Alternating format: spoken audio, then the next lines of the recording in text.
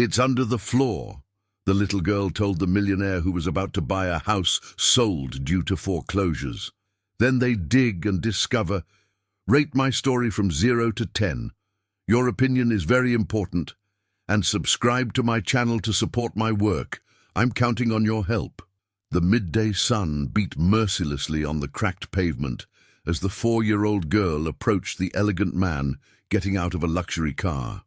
His appearance contrasted brutally with the surroundings. She looked barely 2 years old due to severe malnutrition, her eyes too large for her thin face, clothes that looked more like rags hanging on her fragile body. The widowed millionaire, in his early 30s, possessed everything money could buy. His fortune, accumulated through shrewd investments in Wall Street stocks and cryptocurrency ventures, had transformed his net worth into astronomical figures. Even with a portion of his wealth stored in Bitcoin and gold, he still had enough capital to buy entire properties without blinking an eye. That day, he was there to finalize the purchase of a mansion facing foreclosure. The property, valued at millions of dollars, would be his for a fraction of its market value. It was just another investment in his diversified portfolio, another asset that would generate dividends and increase his profitability. The girl stood timidly before him, her bare feet contrasting with the businessman's impeccable Italian leather shoes. When their eyes met, she whispered in a weak but determined voice, "There's someone under the floor of the house." The man frowned, initially ignoring the child. He was used to seeing beggars near his real estate transactions. They always appeared when large sums of money circulated in the area. But something in the sincerity of those enormous eyes made him hesitate. "What did you say, kid?" "The lady is hiding under the floor. She cries at night," the girl repeated, pointing to the imposing 3-story mansion that would soon be his. The businessman looked at the property he was about to acquire. It was a majestic building, with gardens that had once been well maintained, but now showed signs of neglect. The documents indicated that the former owner had passed away, leaving debts that forced the foreclosure. Something about the child's persistence piqued his curiosity. Maybe it was the investor in him, always attentive to details that others ignored, or maybe an intuition that rarely betrayed him in business. He decided to investigate. After completing the purchase and receiving the keys, he returned to the property accompanied by workers. The girl had disappeared, but her words echoed in his mind. He began a detailed inspection of the house, tapping on the wooden floor of the ground floor, looking for any hollow sound that indicated an empty space. It was in the library that he found it. A section of the floor sounded different from the others. When the workers lifted the boards, they revealed a narrow entrance leading to a secret basement built decades ago. The discovery that awaited him would completely change the course of his prosperous and seemingly perfect life. In the damp, poorly lit basement, he found an elderly woman in a state of shock, surrounded by empty food cans and water bottles. She was visibly shaken, trembling at the sight of unfamiliar faces after months of forced isolation. "Please don't hurt me," the lady begged, shrinking into the darkest corner of the makeshift hideout. The millionaire was perplexed. How could someone be living there without anyone knowing? The house had been inspected multiple times during the foreclosure process, and no document mentioned any occupants. "Calm down, ma'am. I'm not going to hurt you. I'm the new owner of this house. How did you get here?" The woman hesitated before answering, her eyes still full of fear and distrust. Slowly, she began to tell a story that sounded impossible. She was the real owner of the property, but had been forced to hide when criminals forged documents to steal her house. The businessman felt a chill run down his spine. If that were true, he had bought a stolen property. Worse, his own real estate investment company had processed the transaction. How was that possible without his knowledge? The revelation opened a wound he didn't even know existed. For years, building his financial empire, he had always believed that his businesses were clean and transparent. The possibility of being involved, even unconsciously, in a fraud of this magnitude deeply shook his convictions. That night, alone in his luxury apartment, he reviewed all the purchase documents. Every page, every signature, every stamp. Everything seemed perfectly legal, but the lady's words echoed in his mind like an implacable hammer. What disturbed him most was remembering the girl. How did a 4-year-old child know about the secret hiding place? And where was she now? Thousands of questions formed in his mind, but a growing anguish took over his chest, the feeling that his organized and controlled life was about to completely crumble.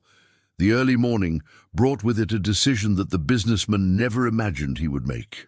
After a sleepless night reviewing contracts and documents, he returned to the mansion with lawyers and social workers to properly care for the lady found in the basement.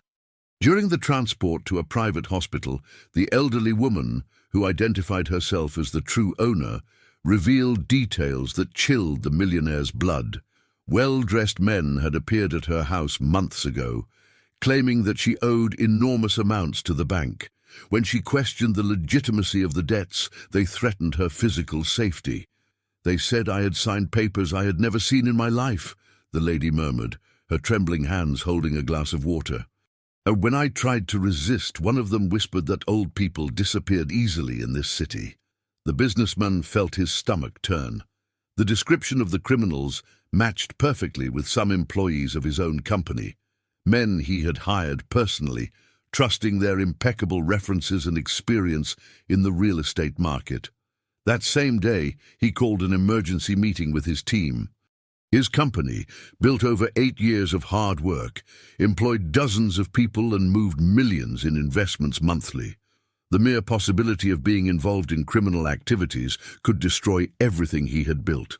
"I need a complete audit of all transactions from the last 2 years, he announced to his managers, carefully observing their reactions.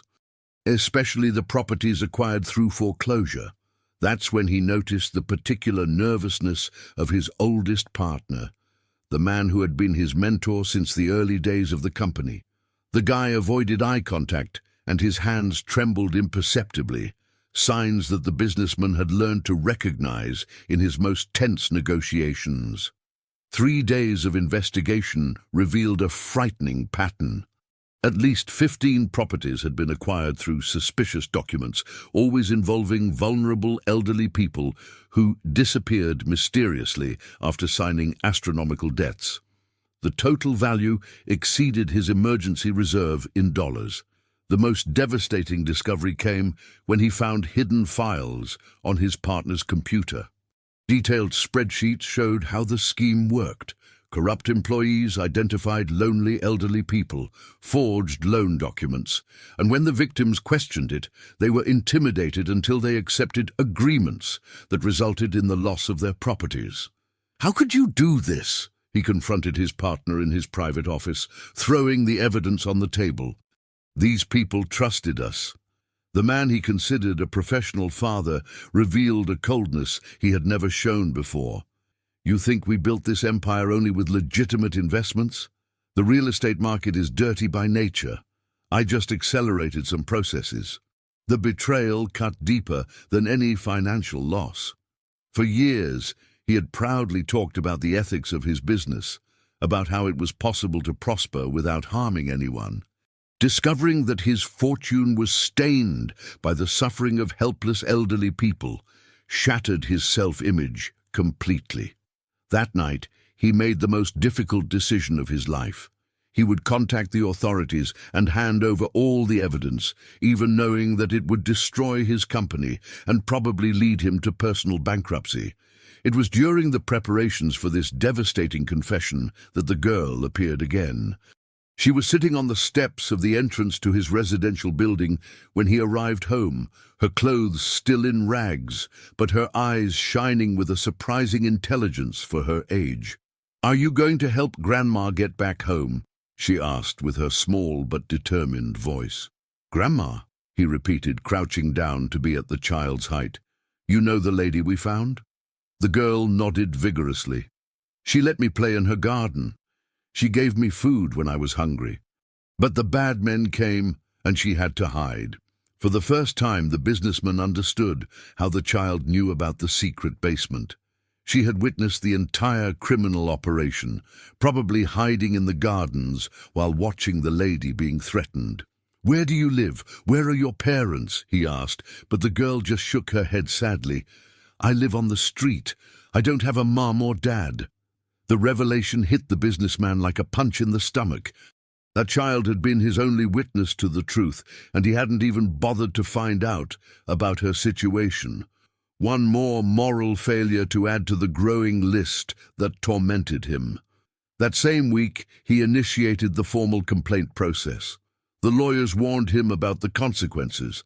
Besides losing the company, he would probably face civil lawsuits from the victims and could have his assets frozen during the investigations. "You understand that you can lose everything?" questioned his lead lawyer. "Your bank account, your investments, even your cryptocurrency holdings can be blocked."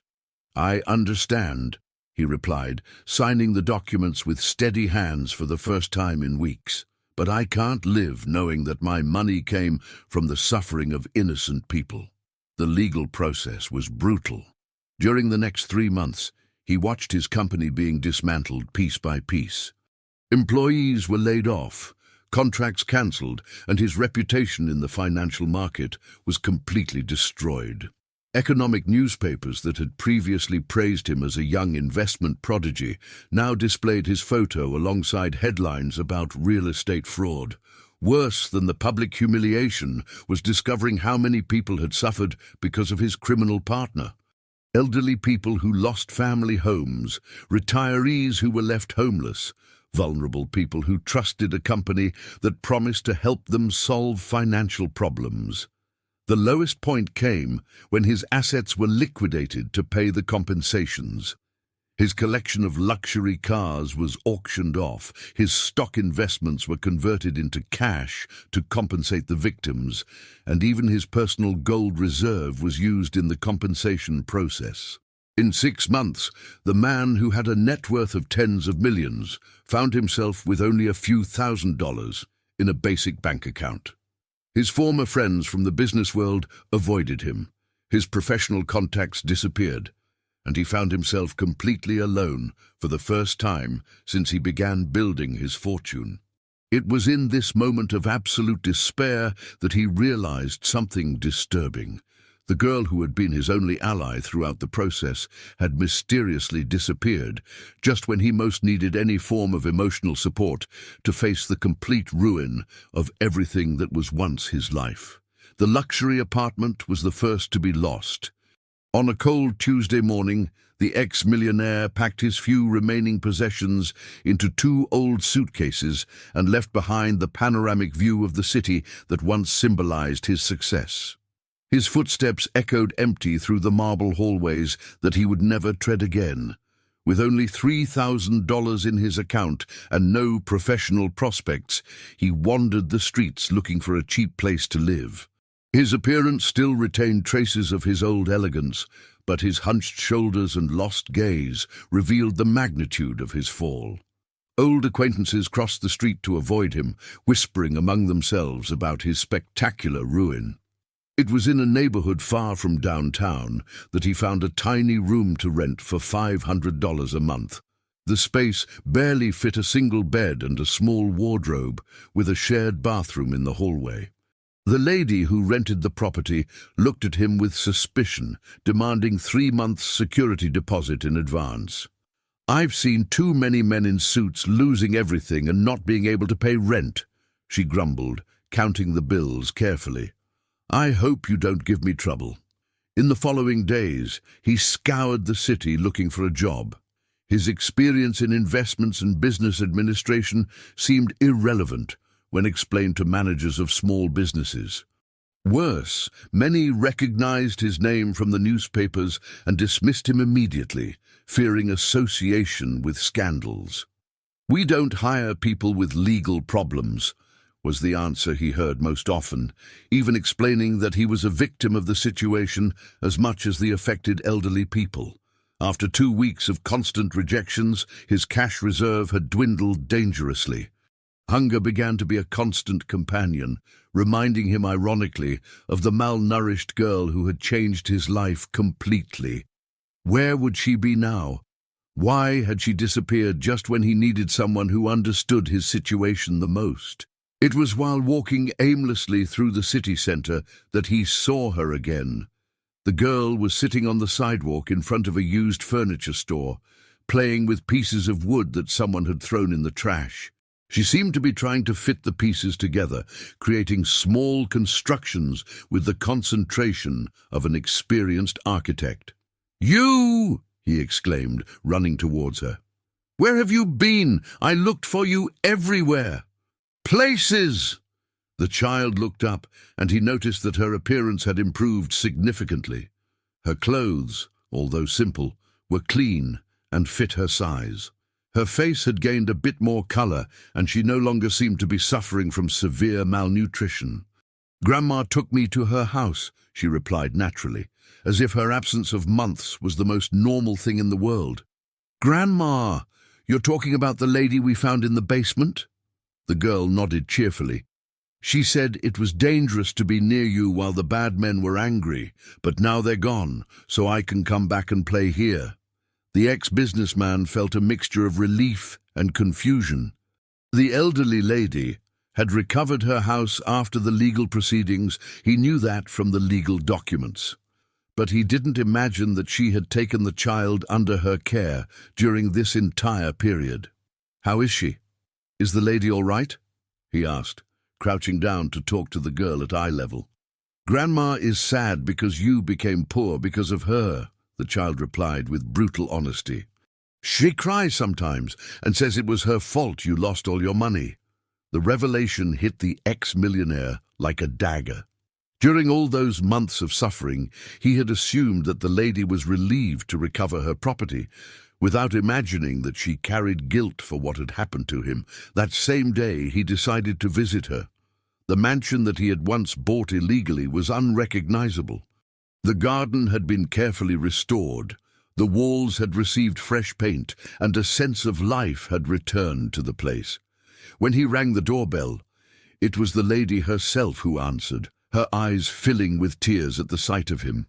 "My boy," she whispered, using a maternal tone that he hadn't heard in years. "You've gotten so thin. Please come in." The interior of the house had also been renovated with taste and care. Antique furniture, probably original to the family, occupied the rooms with discreet elegance. The contrast with his current situation was painful. There was the house he had bought with millions, while now he could barely afford to pay the rent for a small room. "I destroyed your life," the lady said, serving him tea in delicate china. "You were a rich and respected man. Because of me, you lost everything." "Ma'am, it wasn't your fault," he protested, although his own voice sounded unconvincing. "I should have realized what my partner was doing." "Nonsense," she retorted with surprising firmness. "You were an honest person being deceived by a criminal, and when you discovered the truth, you did the right thing, even knowing you would lose everything." The conversation continued for the entire afternoon. The lady recounted how she had used part of the compensation money to take care of the girl, who apparently was her great-granddaughter, abandoned by her own family.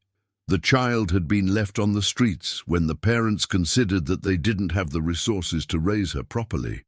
"She was always too smart for her age," explained the elderly woman.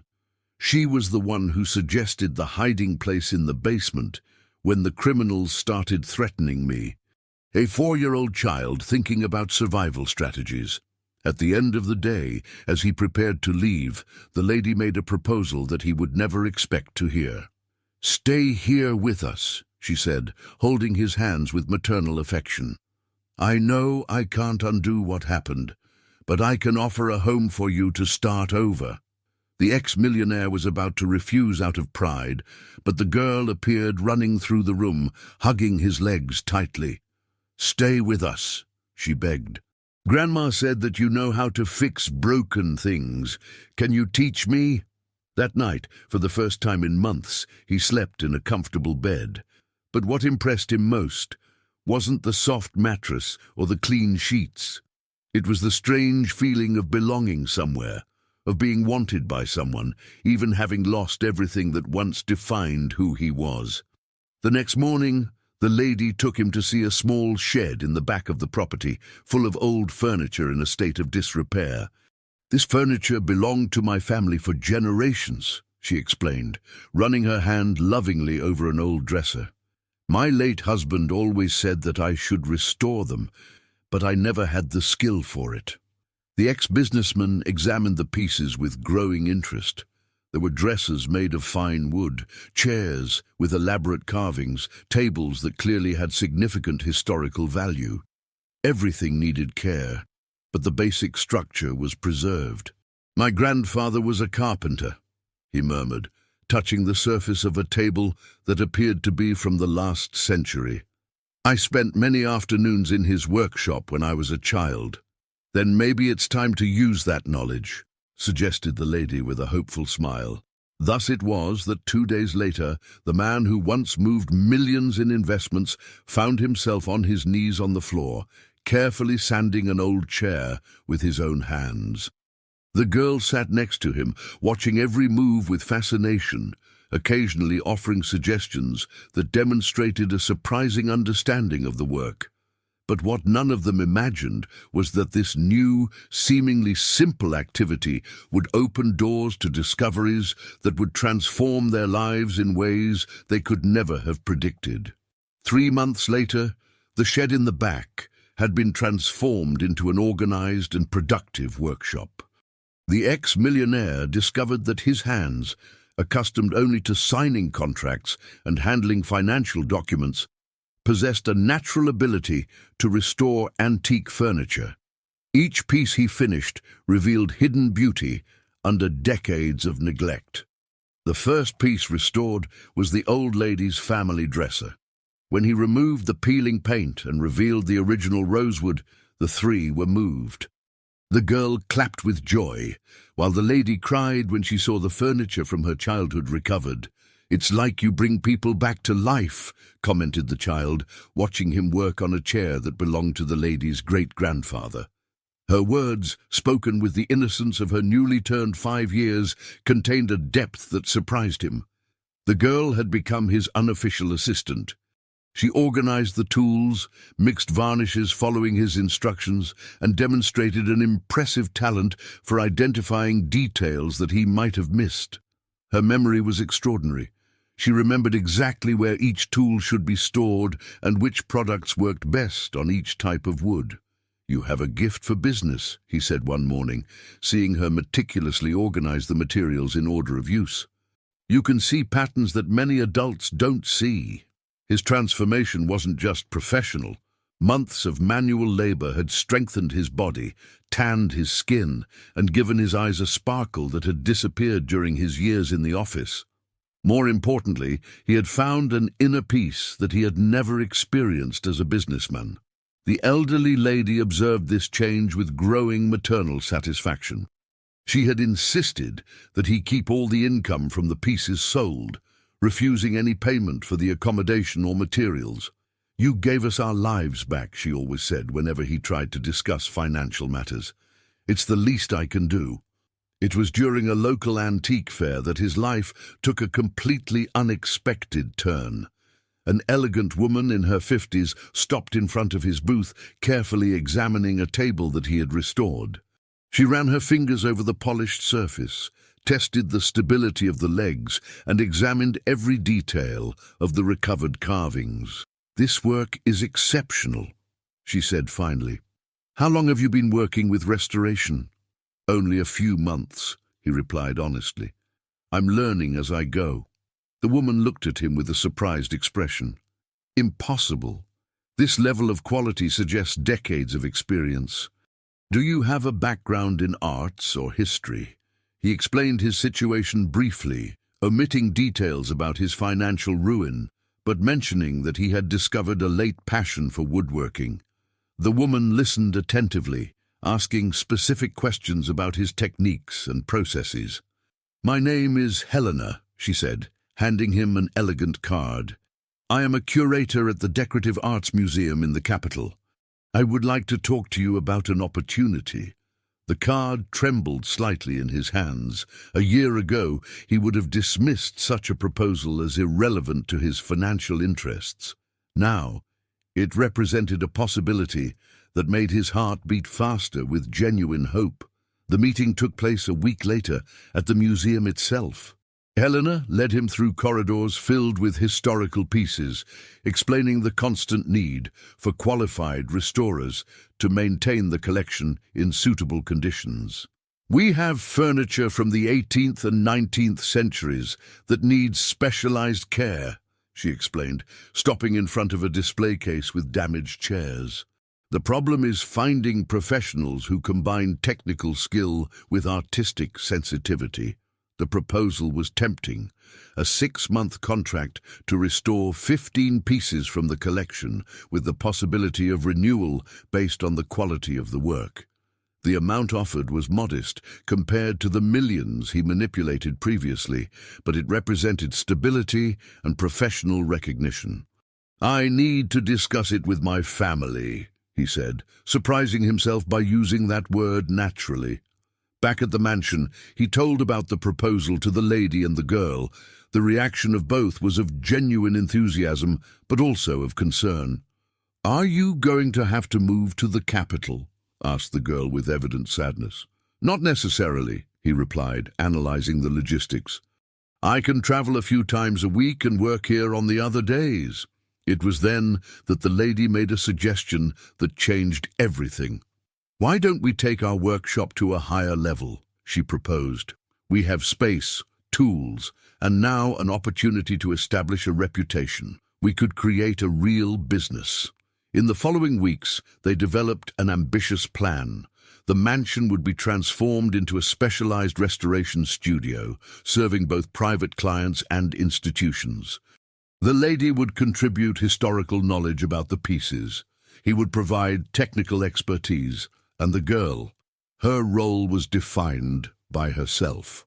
"I'm going to be the quality manager," she announced with comical seriousness. "I'm going to check if each piece of furniture is perfect before being delivered."